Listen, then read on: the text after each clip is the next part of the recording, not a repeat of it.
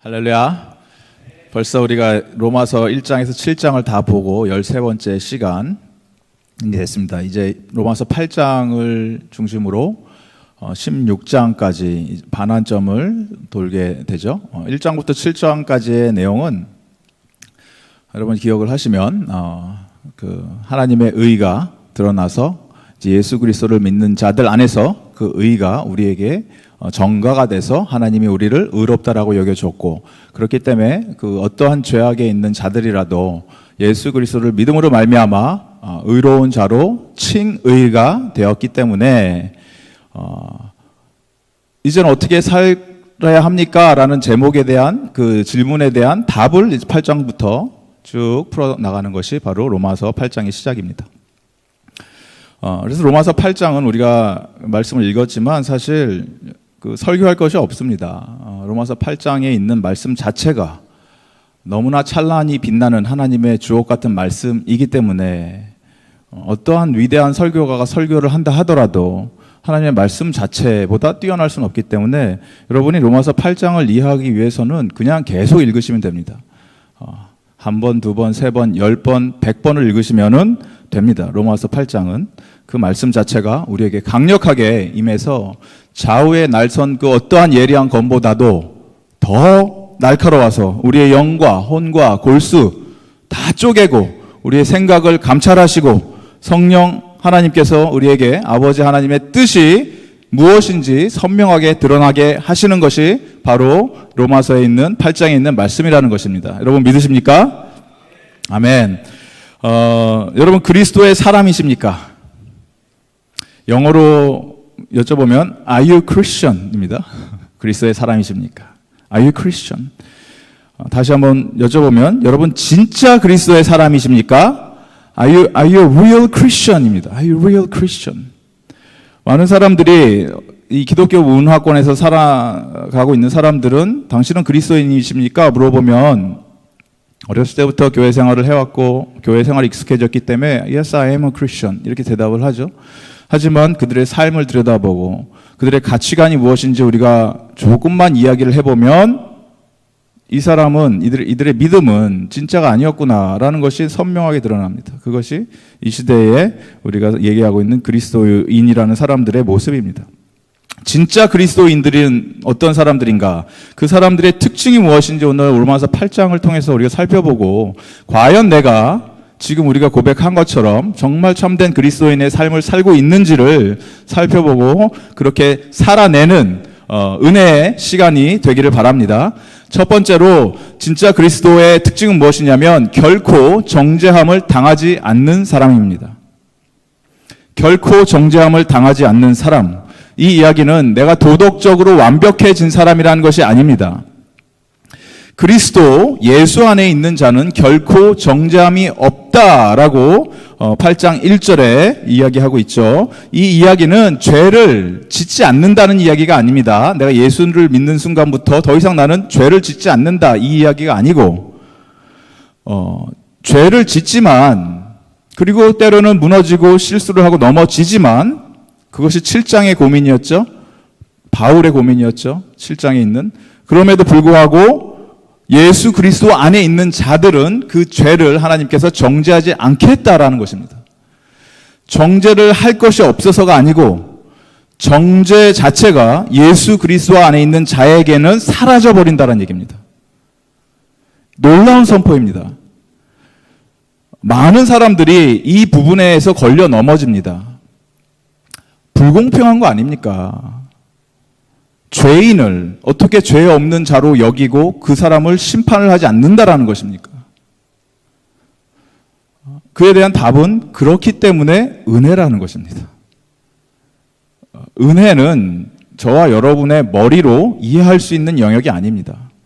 은혜는 하나님께서 우리에게 값없이 주어진 선물이기 때문에 그냥 받는 것이지 그것을 우리가 이해를 하고 넘어갈 수 있는 영역이 아니라는 것입니다. 그러므로 이제 그리스도 예수 안에 있는 자에게는 결코 정죄함이 없다. 그리고 예수 안에 있는 생명의 성령의 법이 죄와 사망의 법에서 우리를 해방하였다고 선포를 했기 때문에 성경이 그렇다고 증거를 했기 때문에 그냥 그런 것입니다, 여러분. 그냥 믿으시면 됩니다. 여러분 잘 믿는 여러분 되기를 바랍니다. 그렇기 때문에 누가 뭐라고 이제 우리에게 뭐라고 해도 그것에 대해서는 우리가 신경을 쓸 필요가 없습니다. 어떤 사람들은 예수 그리스도 안에 있는 자들은 그 누가 어떻게 우리를 뭐라고 얘기를 하고 손가락질을 하고 비난을 해도 거기서부터 자유로울 수 있다는 것입니다. 내가 그리스도의 사랑을 마음껏 누리고 있는데, 그리고 하나님께서 오늘 말씀처럼 그리스도 예수 안에 있는 자들은 내가 결코 정죄하지 않겠다고 말씀을 선포하셨는데, 제3자가 와서 당신 그렇게 살면 안 됩니다. 당신의 믿음 생활 그리고 부족합니다. 그렇게 신앙생활 하면 안 됩니다라고 이야기를 한다면 문제는 그 사람에게 있는 것이지 나에게 있는 것이 아니고 하나님에게 있는 것이 아니라는 것입니다. 이해가 되십니까, 여러분?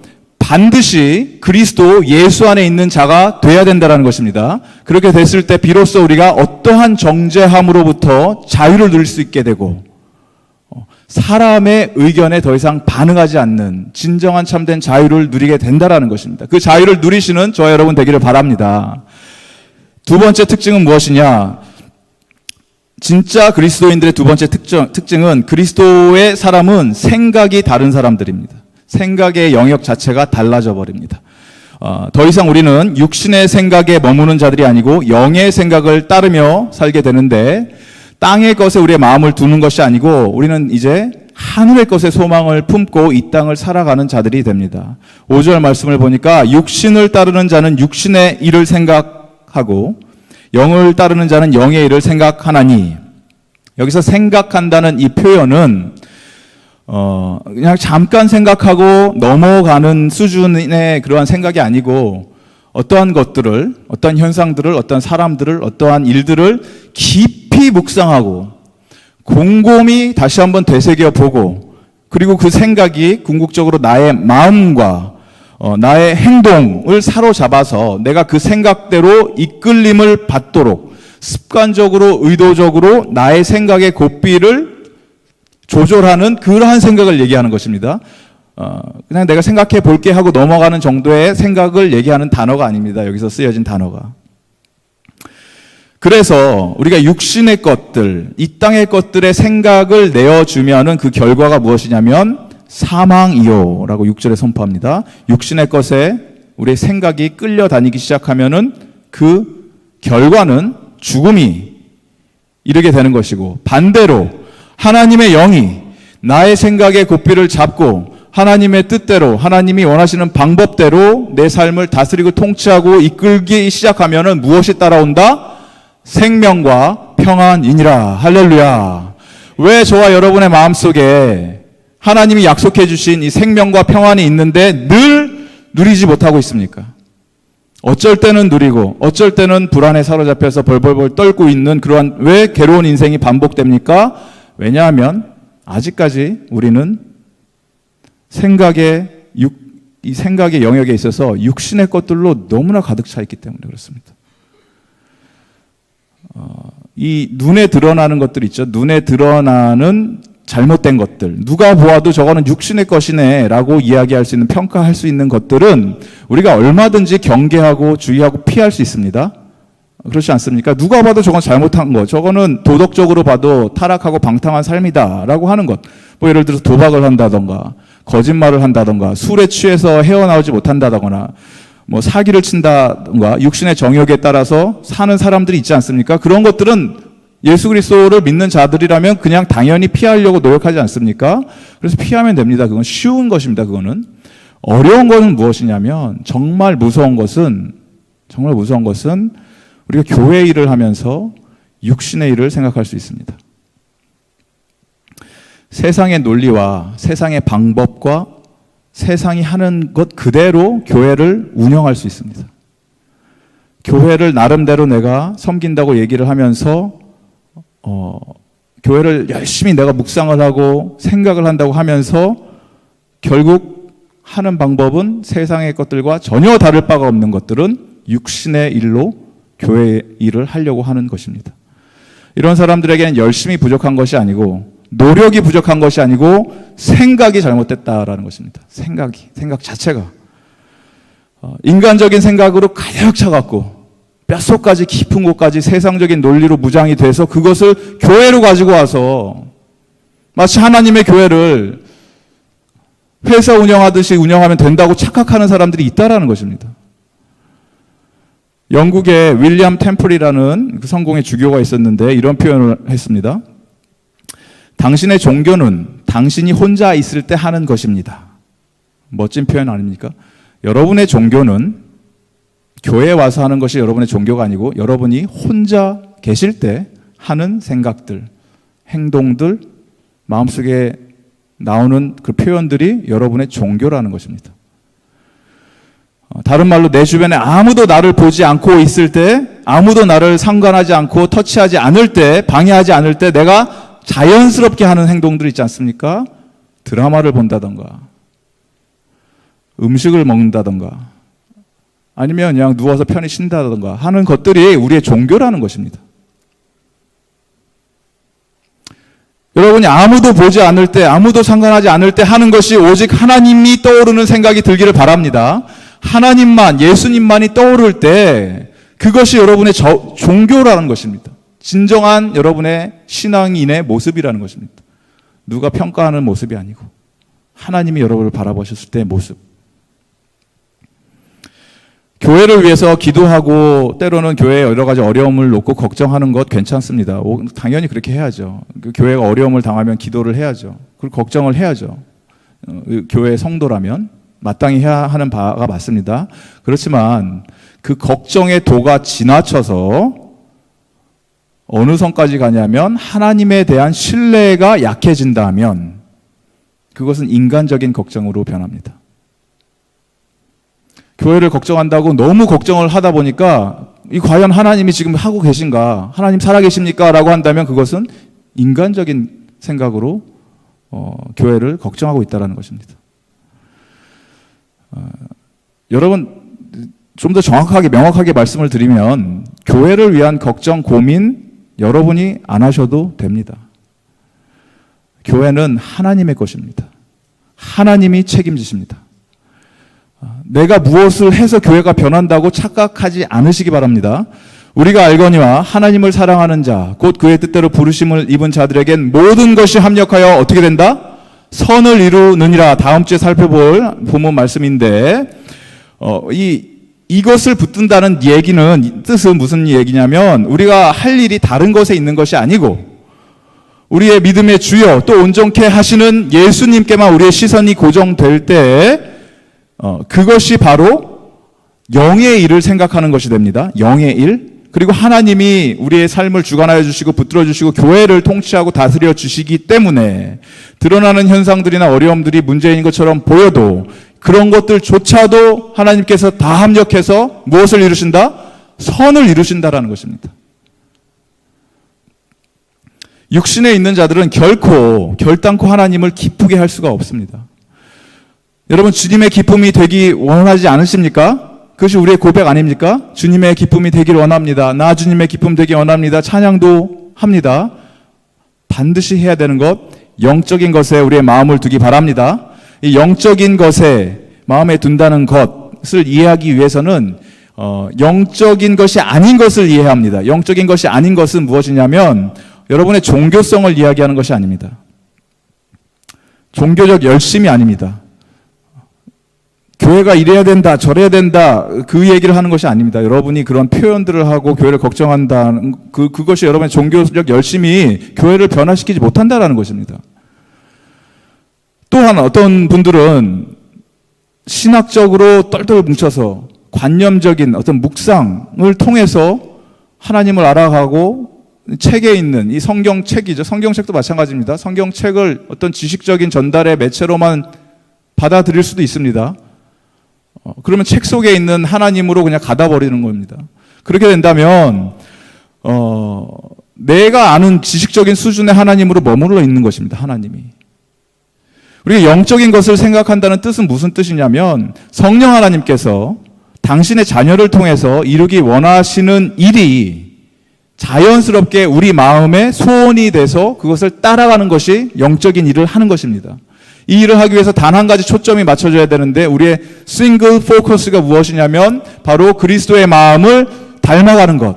나의 마음과 예수님의 마음이 하나가 될 때 그때 바로 영적인 일을 고민하게 된다는 것입니다. 너희 안에 이 마음을 품어라 곧 그리스도 예수의 마음이니 그는 근본 하나님의 본체시지만 하나님과 동등됨을 취하지 않으셨고 자기를 비우고 낮추고 내려오셔서 죽기까지 복종하셔서 십자가 위에 죽으신 그 마음은 어떤 마음이냐? 그 마음은 겸손의 마음입니다. 바닥까지 낮아지는 마음입니다. 그것이 예수님의 마음입니다. 그 마음이 어떤 마음이냐? 나의 것을 다 포기하고 다 버리고 나의 생각을 접고 나의 주장을 펼치지 않고 단 하나 바라는 것이 있다면 아버지 당신의 뜻이 무엇입니까? 그 뜻은 생명 살리는 일에 투자하는 일입니다. 여러분의 에너지와 시간과 물질과 나의 삶의 모든 것들을 포로된 자를 자유케 해주시고 묶인 자들을 풀어주시고 하나님의 은혜의 때를 선포하셨던 예수님처럼 그 사랑으로만 똘똘 뭉쳐서 생명 살리는 일에 투자하는 자들이 바로 그 하나님의 마음에 합한 마음 또 하나님의 영을 쫓아 사는 마음임을 믿으시고 그렇게 사는 저 여러분 되기를 바랍니다.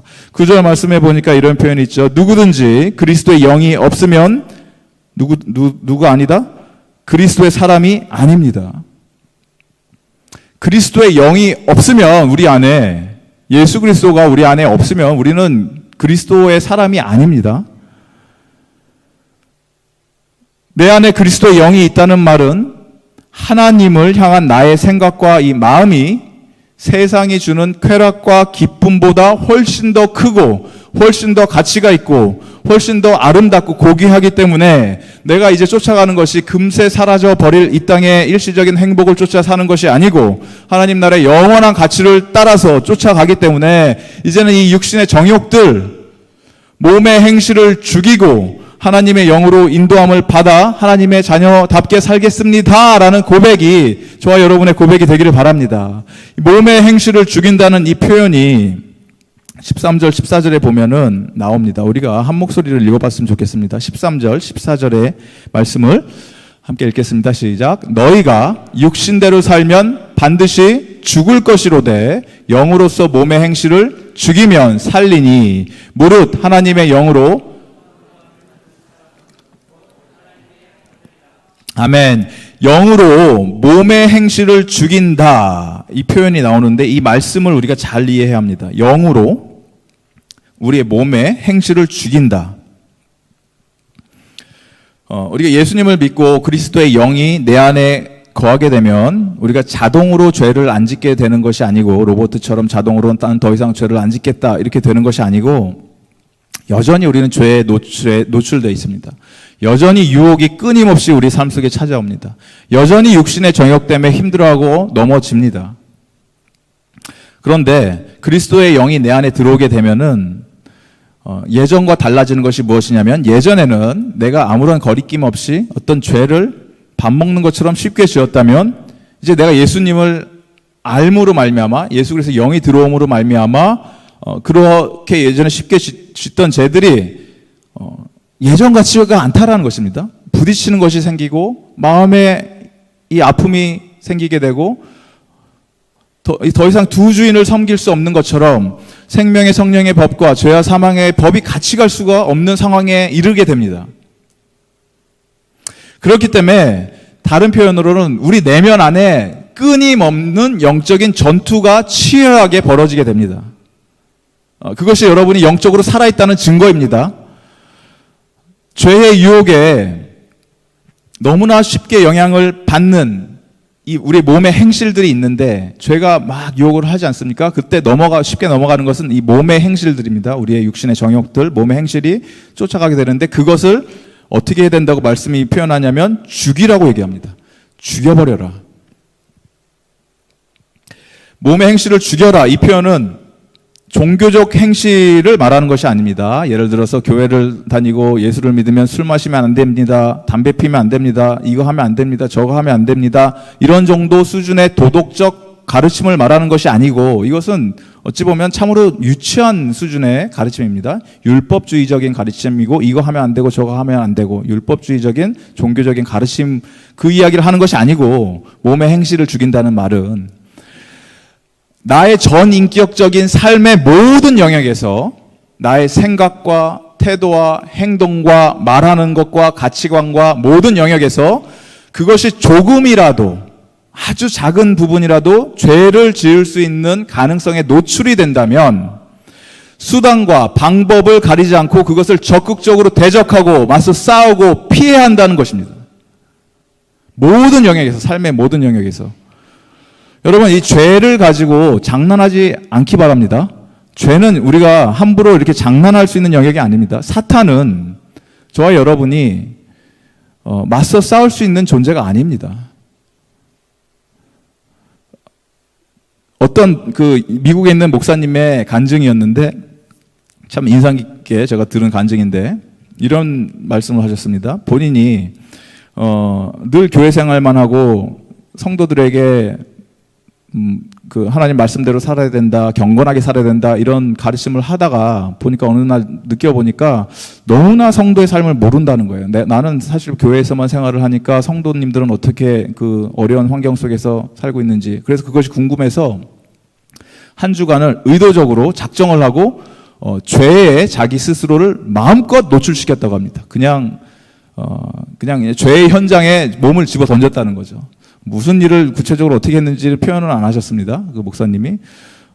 뭐 해봤자 뭐 술집에 가고 뭐 그렇게 있죠. 목사님이 얼마나 하겠습니까? 뭐 그런 걸 하신 것 같아요. 그런데 그렇게 하고 난 다음에 일주일 후에 돌아왔는데 이제 리포트를 하지 않습니까? 성도님들에게. 근데 리포트를 하시는데 눈물을 흘리면서 회개를 하십니다. 만신창이가 영적으로 만신창이가 돼서 완전히 넉다운돼서 돌아오신 것입니다. 도저히 이 죄의 유혹과 이런 싸움에서 이길 수가 없다라는 것입니다. 자기는 내 어떤 뭐냐면 나의 의지로, 나의 힘으로, 인간적인 노력으로 목사가 할 수가 없다라는 것입니다. 그러면서 회개를 합니다. 더 이상 자기가 했던 이런 행동은 비성경적인 행동이었고 성경에 어디에도 그렇게 가르치는 구절이 없는데 나의 어떤 그 혈기였죠. 그걸 가지고 맞서 싸우겠다고 대적하다가 다 두들겨 맞고 고백하고 회개하고 성도의 용서를 구하는 것을 보면서 저렇게 살면 안 되겠구나 를 배웠습니다. 여러분, 이 죄라는 것은 우리가 죄를 짓는 것을 당연히 피해야 하는 것뿐만이 아니라 죄를 지을 수 있는 가능성을 열어주는 것들 있지 않습니까? 죄는 아니지만 그것까지 가면 내가 죄를 지을 수 있는 가능성이 생긴다라는 것까지도 피해야 합니다. 지금 저와 여러분은 전쟁 가운데 있습니다. 우리는 주님의 군사입니다. 여러분 잊지 않기를 바랍니다. 하나님께서 우리를 당신의 군사로 부르셔서 마지막 시대에 치열한 영적인 전투 현장 속에 앞으로 더 내모실 것이고 그 가운데 우리가 맞서 싸워서 이길 수 있는 유일한 방법은 단 하나입니다. 내 힘과 의지적인 결단력으로 버틴다고 절대 죄의 유혹을 이길 수 없습니다. 백전백패를 합니다. 죄의 유혹을 버티는 것이 아니고 우리가 죄를 극복하고 이길 수 있는 유일한 방법은 상상할 수 없을 정도로 위대하고 놀랍고 크신 하나님의 사랑을 경험하면은 죄의 맛이 떨어집니다. 죄를 맞서 싸우려고 막 싸우는 것이 아니고 반대로 우리가 하나님의 사랑으로 돌아가면 하나님의 사랑이 우리의 삶을 감싸기 시작하고 흘러 넘치기 시작하면 죄가 들어올 틈이 없다라는 것입니다. 육신의 정욕대로 마음껏 살라고 해도 이제는 그것이 재미가 없어집니다. 더 이상 세상이 주는 쾌락을 누릴 수가 없다라는 것입니다. 알코올 중독자들은 술맛이 떨어져 나가고 도박 중독자들은 동전 소리만 들어도 막 치가 떨리는 현상들이 벌어집니다. 실제적으로. 일전에 한 예로 미국에 있는 한 알코올 중독자가 이 중독이 돼서 센터에 들어가서 재활 훈련을 받고 치료를 받고 병원에서 이제 어느 정도 치료가 된 것 같습니다. 나가셔도 될 것 같습니다. 라고 해서 나는 이제 알코올을 싸워서 이길 수 있다라고 나왔습니다. 밖으로. 나오자마자 첫 번째 보이는 게 하필 술집이 보이는 거예요, 눈앞에. 그러자 가슴이 또 막 두근두근 뛰기 시작하고 술집으로 점점점 자기 발걸음이 옮겨져 가는 것을 느낍니다. 주체할 수 없는 어떤 힘이 이끌고 가요. 그러다가 이게 뭐냐, 내가 태어난 지 하루 만에 1시간도 안 됐는데, 그러면서 안 되겠다라고 하면서 발버둥을 치다 옆에 이렇게 보니까, 옆에 미국에는 뭐 밀크바 이런 게 있어요. 밀크바 들어보셨습니까? 밀크바 뭐 이런, 호주에도 옛날에 뭐 코너스토어 뭐 이렇게 해서 밀크바처럼 비슷하게 했는데, 거기 가면은 밀크바니까 밀크를 많이 팔죠. 밀크뿐만이 아니라 여러 가지 뭐 잡동사니 이런 것들, 구멍가게 같은 수준의 가게인데, 밀크바를 보고 술집에 가다가 발길을 황급히 돌려서 밀크바로 가서 거기 있는 밀크를, 살 수 있는 밀크를 다 사서 막 이렇게 붓기 시작합니다. 자기 속으로. 뭐 초콜릿 밀크, 딸기 밀크 다 마셨어요. 막 충만하게 해서 거의 뭐 발끝까지, 머리끝까지 충만해지니까, 밀크로 충만해지니까 이제 툭 건드리면은 막 나오려고 하는 그런 수준이 되니까, 술 맛이 더 이상 뭐 들어갈 공간이 없어져요. 술 맛이 뚝 떨어졌다라고 합니다. 그래서 알코올을 극복했다고 합니다. 몸은 더 건강해지고 우유를 계속 마셔서. 여러분, 이게 우리 가운데 하나님의 영이 충만해지면은 더 이상 이 죄의 권세가 우리에게 힘을 쓰지 못함을 여러분 믿으시기 바랍니다. 14절의 말씀을 보니까, 무릇 하나님의 영으로 인도함을 받는 사람은 곧 하나님의 누구다? 아들이라. 크리스천들의 세 번째 특징은 무엇이냐면, 양자의 영을 받은 사람들입니다. 어떤 영? 양자의 영을 받은 사람들. 종의 영이 아니고 양자의 영입니다. 종과 자녀의 차이가 무엇이냐? 종은 일을 해야지 주인으로부터 인정을 받죠. 무슨 일을 해야지 주인이 인정을 해줍니다, 종은. 그러나 자녀는 존재 가치로서 아버지의 아들로서 또 딸로서 인정을 받게 됩니다. 자녀는. 저희 집에서는 우리 아이들에게 밥을 먹고 나면은 백큐음을 시킵니다. 워낙 너무 지저분하게 흘리니까 너희들이 백큐음을 해라. 그래서 아이들이 백큐음을 합니다. 그런데 뭐 초등학생들, 뭐 3학년, 2학년 뭐 이런 아이들이 백큐음을 잘 하겠습니까? 뭐 해도 별로 도움이 안 되고 하나마나 하는 그런 상황이 됩니다. 그래서 백큐음을 널 못했으니까 너는 집에서 나가, 이렇게 할 수 있습니까, 제가? 백큐음을 못했으니까 다음 식사는 너는 굶어야 돼, 이렇게 할 수 있습니까, 제가? 아버지로서? 그렇게 못하죠. 할 수가 없죠. 왜냐하면 나의 자녀이기 때문에 그렇습니다. 그런데 예를 들어서 제가 홈클리닝 하시는 분을 집으로 불렀다고 합시다. 그래서 홈클리닝 하시는 분이 백큐음을 하셔야 되는데, 하긴 했는데 이 아이들이 한 것보다 백큐음을 더 못했어요. 이게 하나마나 하는 수준이 됐습니다. 그러면은 저는 당연히 이분에게 정중히 다음 주에는 안 오셔도 됩니다, 이렇게 하지 않겠습니까? 더 이상 부르면 안 되죠. 그런 분들은. 그 모습을 보고 저에게, 저 집주인은 참 아주 악하고 사악한 사람이다, 어떻게 저렇게 쉽게 자르냐라고 말할 수 있는 분이 계십니까?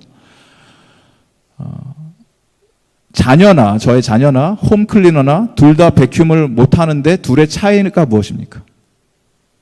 한 명은 자녀의 권세를 누리는 자고, 그렇기 때문에 두려움이 없고 실패를 해도, 다른 한 명은 비즈니스 관계이기 때문에 실수를 하면 안 됩니다. 얼마나 많은 사람들이 교회 안에서 신앙생활을 마치 하나님과 비즈니스 관계처럼 하는지 모릅니다. 내가 맡은 사역이 잘 안 되고 열매가 없는 것처럼 보이고 하나님 뵙기가 참 죄송스럽고 두려운 마음이 듭니까? 그러면 그것은 종의 영에 사로잡힌 반응입니다. 하나님은, 종이라면 당연히 그렇게 해야죠. 종은 주인이 시키는 대로 해야 되니까 그게 안 되면 벌벌벌 두렵고 떨리는 마음으로 주인 앞에 서야 되는 게 맞죠. 하지만 하나님은 저와 여러분을 종으로 부르지 않으셨습니다. 자녀로 여겨주십니다. 예수 그리스도를 믿는 순간 우리에게 일어난 놀라운 이 신분의 변화가 무엇이냐면, 마치 이런 것입니다. 거지가 잔치집에 뭐 먹을 게 있나, 얻어먹을 게 있나 해서 기웃거리고 있는데, 내가 먹다 남은 음식 한 끼라도 먹으면은 참 감사하다라고 생각하고 있는데, 갑자기 집주인이 문을 열고 나오더니 들어와라 안으로, 그러더니 제일 좋은 자리에 앉히고 하인들을 시켜서 자녀들이 입는 가장 좋은 옷을 와서 입히게 하고 최고의 음식을 내어주고 이제부터 너는 거지가 아니고 나의 사랑하는 아들이다. 나의 양자로 살아라. 자녀답게 살아라. 라고 선포를 한다면 여러분 어떻게 반응하시겠습니까? 저는 자격이 안 됩니다. 저는 거지로 살래요. 그러면서 뛰쳐나가겠습니까? 돌아온 탕자의 비유를 우리가 너무나 좋아하죠. 잘 알죠. 누가복음 15장에 있는 말씀. 돌아온 탕자에 있는 핵심 내용은 그 둘째 아들이 집 나갔다가 돌아왔다가 아닙니다.